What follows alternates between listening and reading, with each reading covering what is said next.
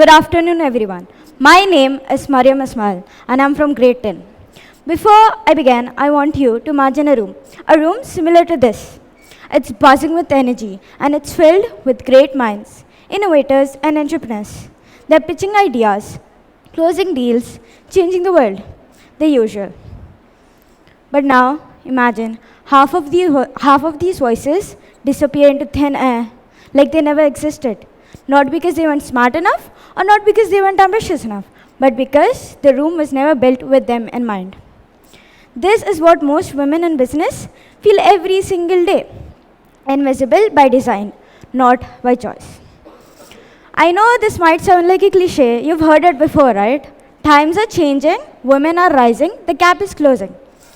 And while yes, it does look like that on the surface, if we dig a little deeper and take a look at the numbers, it reveals a whole different story. Last year, in 2024, over 50% of business graduates were women. Amazing. But then how do you explain that only 10% of Fortune 500 CEO positions were held by women? Or how only 2% of capital venture funding worldwide goes to women-led startups? And for women of color, this number drops below 1%.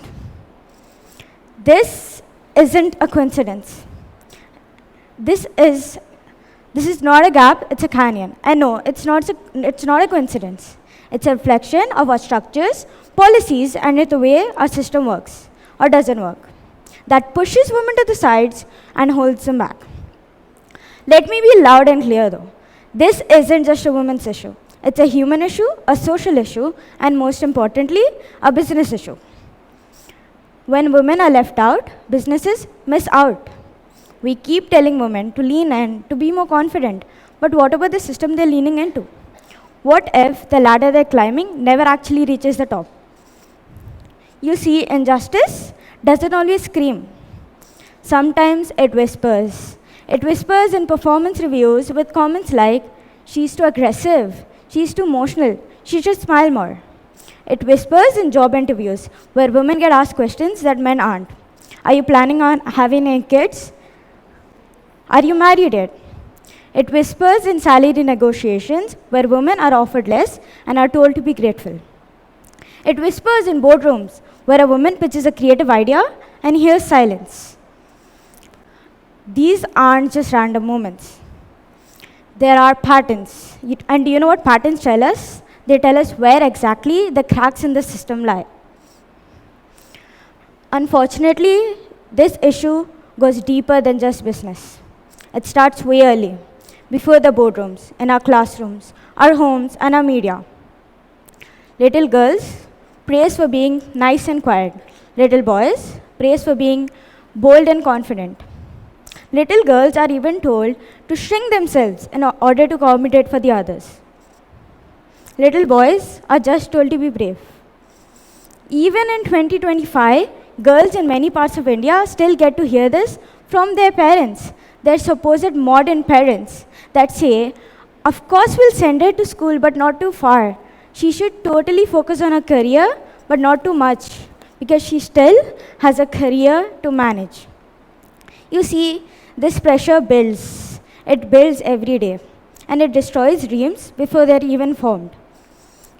So, what do?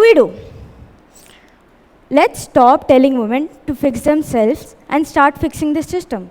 Firstly, let's redefine leadership so empathy, collaboration, and emotional intelligence are seen as strengths, not weaknesses. Let's rebuild hiring practices so you aren't judged based on your future family plans, clothing choices, or how likable you are. Let's create workplaces where women and all underrepresented groups feel safe, valued, and heard. Let's start these in our classrooms. Encourage the girls to speak up, to take risks, and normalize failure. Encourage our boys to value fairness and equality, not just competition and control. Because equality doesn't start in a boardroom. It starts with how we raise the next generation. This isn't just about CEOs and high-rise glass skyscrapers, luxury cars. This is about women in our everyday life, the women in our life. Indian women carry so many expectations. They're expected to manage their household, take care of the kids, all while having a job. More often than not, women give up their ambitions to women give up their ambitions for the greater good. For some, this is a choice, but for most, it isn't. Let me tell you all about a story about someone who's really close to me, my aunt. She started working at the age of just 16, and by 18, she was in Dubai, in a small spa, scrubbing floors and washing feet. One day, she overheard the business owner saying that he was looking to sell because the business was going bankrupt. Of course, my aunt had great ideas to save the sinking ship. However, she had no financial backing. She was young, female, and had no credit history. Fair enough. Eventually, she got the money with the help of her family. Fast forward 10 years. Now, she owns multiple branches across the country and hires other women. She created opportunity when there was none. She carved out her own table and pulled up chairs for the others. Similarly, there are women who have changed the entire game and defied the odds. Take Falguni Nair, for example, the founder of Nykaa. Created the company at 50. Today, Nykaa is the biggest beauty brand in India. Kiran Mazumdar Shah founded Biocon in her garage. Today, she's a Biocon pioneer. Even globally, Whitney Wolfe created Bumble so women could make the first move. Rihanna, yes, the singer, built Fenty Beauty to represent all skin tones because she knew what exclusion felt like. Unfortunately, for hundreds of women who succeed, there are 1,000 others who don't. Their dreams are dismissed, silenced, and buried under the weight of bias. Let's not forget about the young ones, though. Trisha Prabhu, who at the age of 13 invented Rethink, a tool to prevent cyberbullying. Girls, even at this moment, are launching baking businesses, coding clubs, and learning trade, all from their bedrooms. Imagine what they could do if the world didn't limit them. So, silencing women and acting like it's not a problem is not survival. It's not progress. That's just survival. Bravery isn't always loud. It's about showing up in places again and again that weren't made for you and choosing to stay.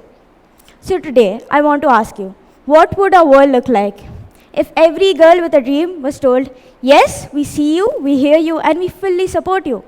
What would our economy look like if half of the sky wasn't missing, but fully shining? This starts with us, with the conversations we have, with the people we uplift, with the leaders we choose, with the changes we demand. Because the future of business and of our world is not just women, it's not just men, it's equal, fair, and beautifully ours. Thank you.